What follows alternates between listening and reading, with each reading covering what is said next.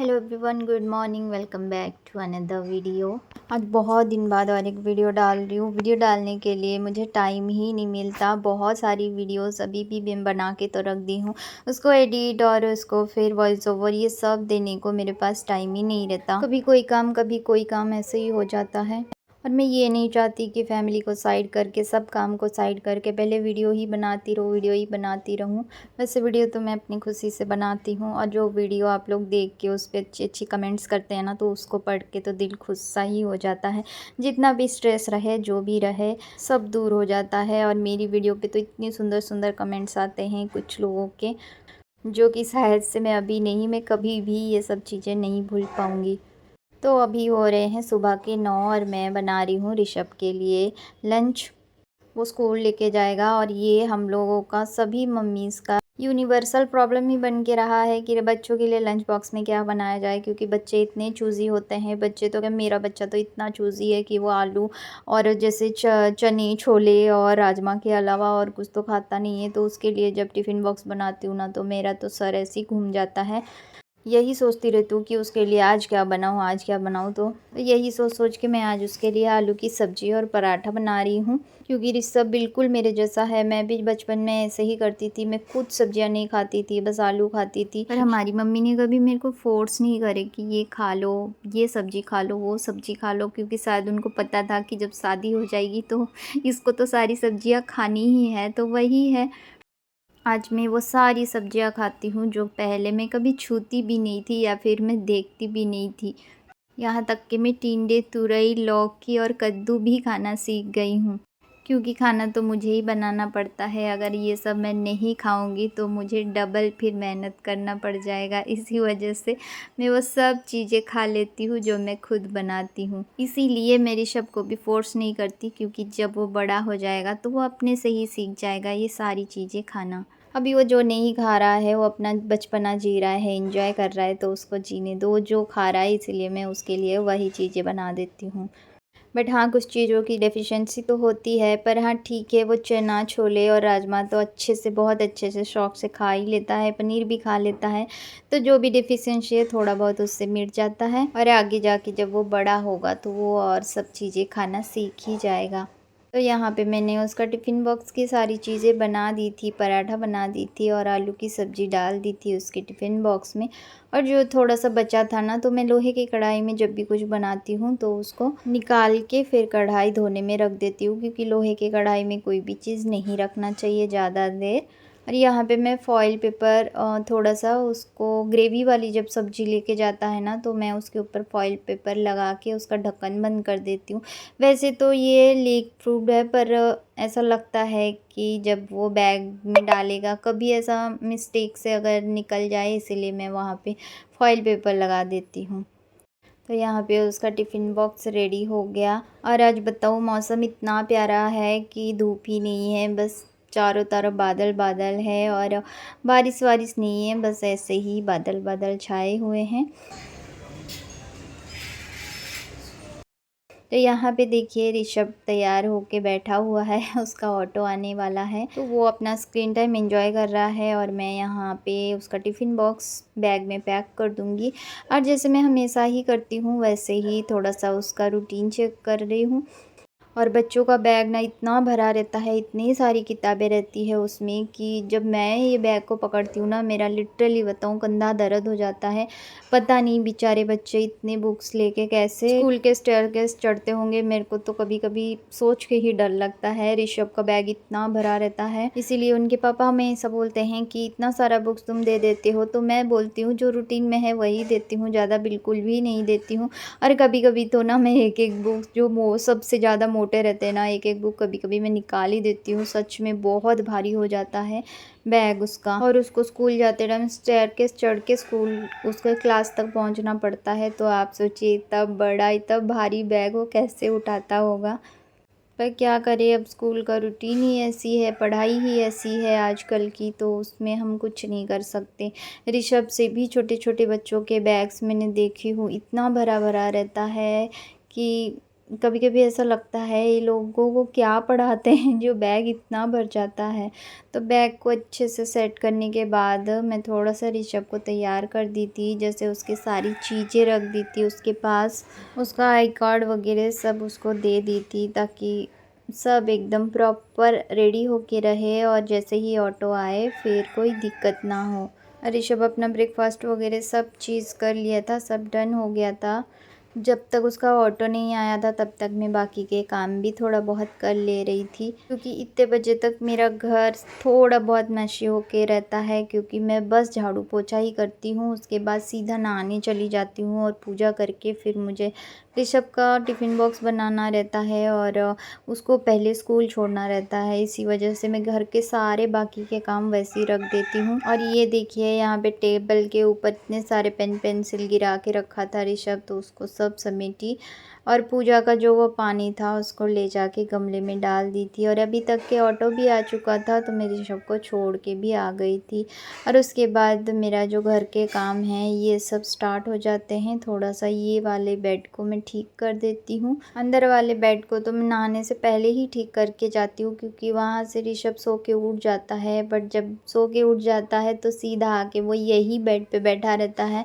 उसके बाद जब तक वो स्कूल नहीं जाए तो तभी तक यहाँ पे बैठा रहता है। इसी वजह से ये बेड को फिर मैं ठीक नहीं कर पाती हूँ। तो जैसे ही वो स्कूल जाता है उसके बाद मैं ये बेड को पूरा ठीक करती हूँ। और घर जितना टाइडी रहे ना तभी घर में रहने का भी मन करता है और काम वगैरह करने का भी मन रहता है। और घर अगर मैसी रहे ना तो बिल्कुल ही अच्छा नहीं लगता, फिर चिड़चिड़ा सा लगता है। तो यहाँ पे बहुत सारे कपड़े हो गए थे, कल मैं धो के रखी थी, अच्छे से धूप नहीं खिली थी, इसी वजह से कपड़े थोड़े थोड़े से पकड़ने से ठंडा ठंडा सा लग रहा था। थोड़ी देर के लिए थोड़ा सा धूप आया था तो मैंने ऐसे ही चेयर पे सारे डाल के वो धूप में रख दी थी, तो अच्छा खासा गर्म हो गए थे कपड़े। और अभी मैं थोड़ा सा फ्री हूँ तो अभी मैंने सोची इसको सारे को तह लगा के इसको गोदरेज में रख दूँगी, क्योंकि बारिश के सीज़न में ना कपड़े धोने कपड़े सुखाना यही एक बहुत बड़ा टास्क हो जाता है हम हाउसवाइफ्स के लिए।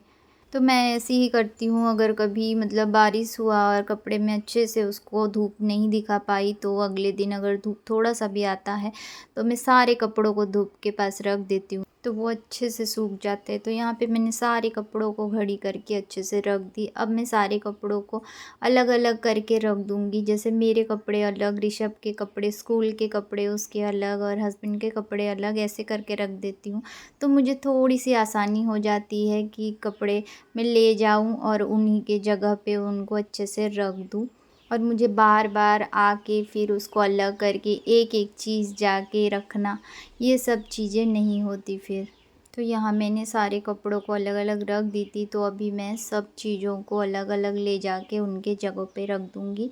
तो ये है ऋषभ और हस्बैंड का गोदरेज, जिसमें इन दोनों का ही कपड़े रहते हैं, मैं नहीं रखती हूँ। और ये देखिए मैंने कैसे डीआईवाई कुछ बना के ऋषभ और हस्बैंड के कपड़े जो डेली यूज़ के कपड़े हैं उनको रखी हूँ। ये है केक के कुछ बैग्स जिसमें केक्स आते हैं, तो मेरे पास पड़ा हुआ था, वैसे ही पड़ा पड़ा था तो मैंने उसको सामने से काट के ऐसे हैंग करके रख दी, जिसमें अभी मैं आराम से ऋषभ के डेली यूज़ के कपड़े रखती हूँ और वो वहाँ से आराम से ले पाता है। और इसका जो नीचे के सेक्शन में मैं ऋषभ के जो अच्छे कपड़े हैं जो पार्टी फंक्शन में पहनने वाले वो रख दी हूँ। और हस्बैंड का भी वही है जो डेली बेसिस पे ऑफिस पहन के जाते हैं, उनको मैं ऐसे हैंग करके रख दी हूँ। और आजकल इंस्टामार्ट और ब्लिंकिट के इतने सारे बैग्स हो जा रहे हैं कि घर में इधर उधर तो पड़े ही रहते हैं, तो इसको मैंने यूज़ करके जो इनर गारमेंट्स है वो सब मैं रख देती हूँ उसमें। ऋषभ के स्कूल के, हस्बैंड के सारी चीज़ें उसमें रख देती हूँ, तो बहुत अच्छे से अरेंज होके रह जाता है। तो यहाँ पे सारे कपड़ों को मैंने रख दी थी। और अभी बारिश का मौसम चल रहा है और जैसे कि मैं बोल रही थी ना, थोड़ी सी नमी रहती है कपड़ों में अगर धूप नहीं दिखाए, तो इसीलिए मैं यूज़ करती हूँ ये जो वाइट वाले फ़िनाइल की गोलियाँ रहते हैं, ये सारे गोदरेज में मैं डाल देती हूँ, ताकि इससे एक खुशबू भी आती है कपड़ों में, और जो भी मॉइस्चर की वजह से छोटे छोटे अगर कीड़े भी रहे ना तो वो भी ख़त्म हो जाते हैं। बारिश में ये छोटी छोटी सी चीज़ें बहुत मायने रखते हैं और ये ज़रूरी भी है।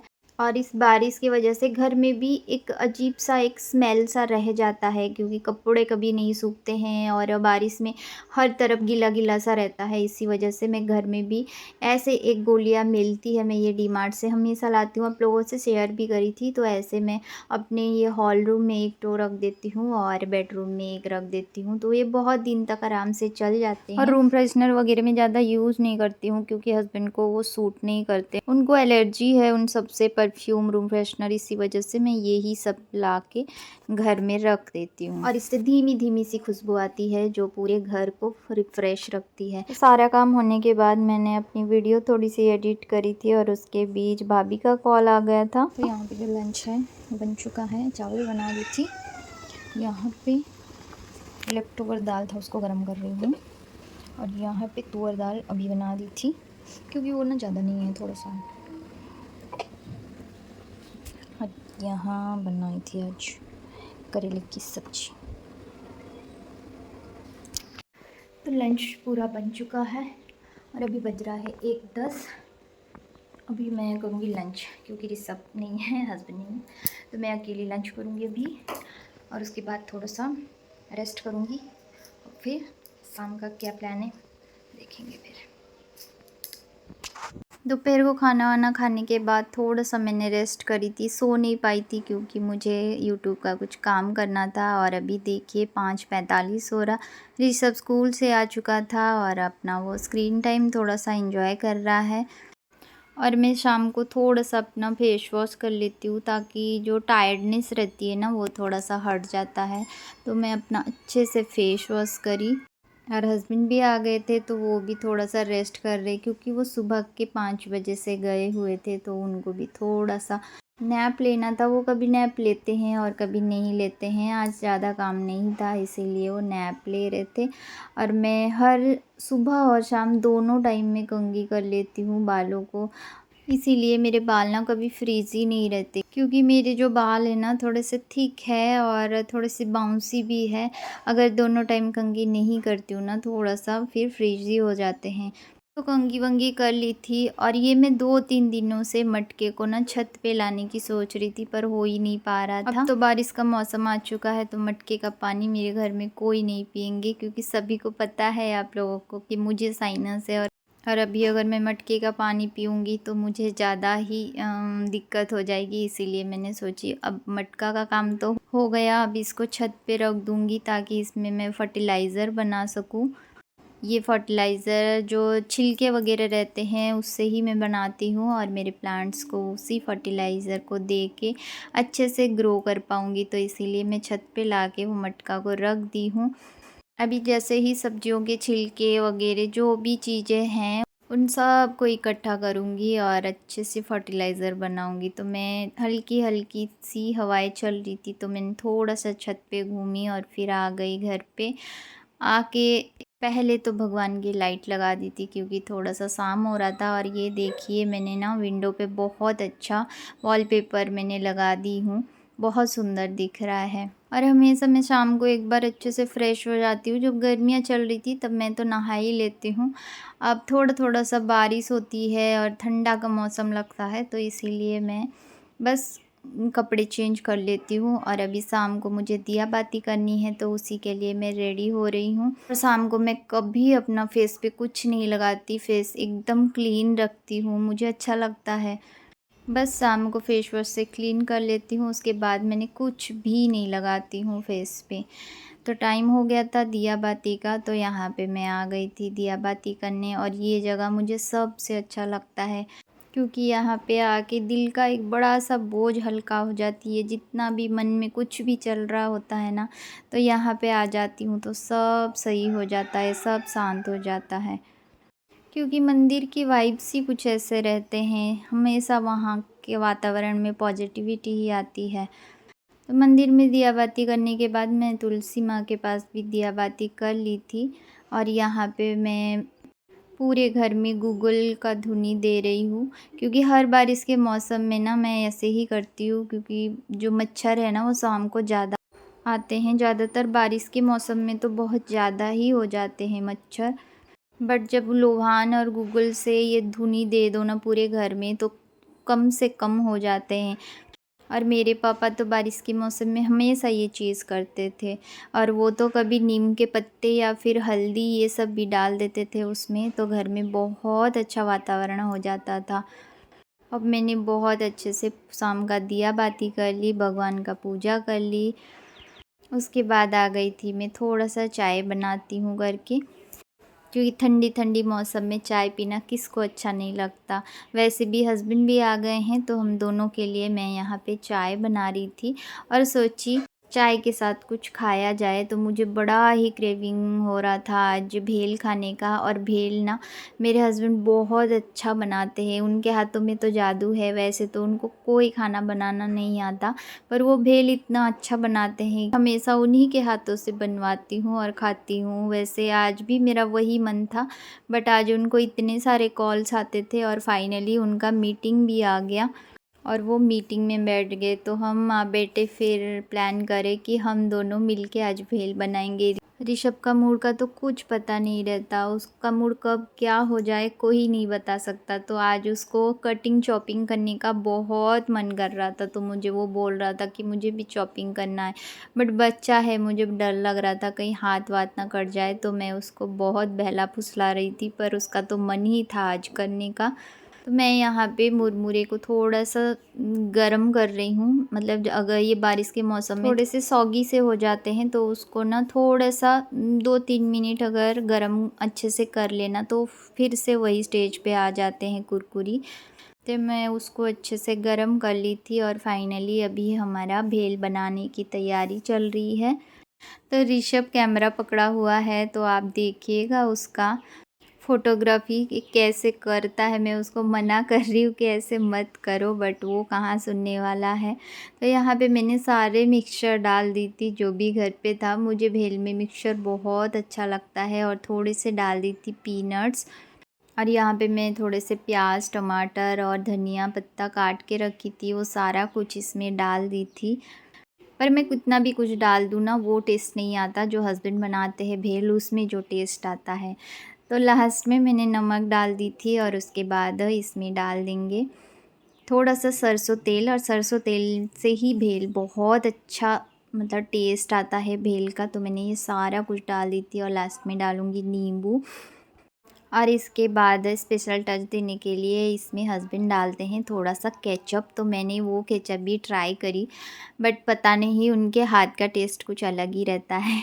उसके बाद मैंने सारी चीज़ों को मिला दी थी, और फाइनली हमारा जो भेल है वो तैयार हो गया था। और वैसे बोला जाए तो टेस्टी तो लग रहा था, पर वैसा टेस्ट नहीं आ रहा था। फिर लास्ट में मैंने चाय छान दी थी हस्बैंड और मेरे लिए, क्योंकि ठंडा मौसम था तो चाय का मज़ा ही कुछ और होता है। और अभी ये टाइम शाम का टाइम हम लोग ऐसे ही एंजॉय करेंगे थोड़ी देर, और उसके बाद फिर से ऋषभ तो पढ़ाई पे चला जाएगा। मैं फिर किचन में आ जाऊंगी डिनर के लिए तैयारी करने, और यही सब काम होते रहते हैं। तो ये देखिए भेल कितना कलरफुल दिख रहा है। तो हम लोग यहाँ बैठ के एंजॉय कर रहे हैं, और ऋषभ गया है बिस्किट लेने, क्योंकि उसको चाय दिखती है तो वो 2 बिस्किट तो ज़रूर से खाता है, चाहे कुछ भी रह जाए स्नैक्स में। तो यहाँ पे वो आप लोगों से छुपाने की कोशिश कर रहा है। तो फिर मैं मिलती हूँ आप लोगों के साथ नेक्स्ट वीडियो में। तब तक के लिए bye bye, take care and thank you for watching guys, bye.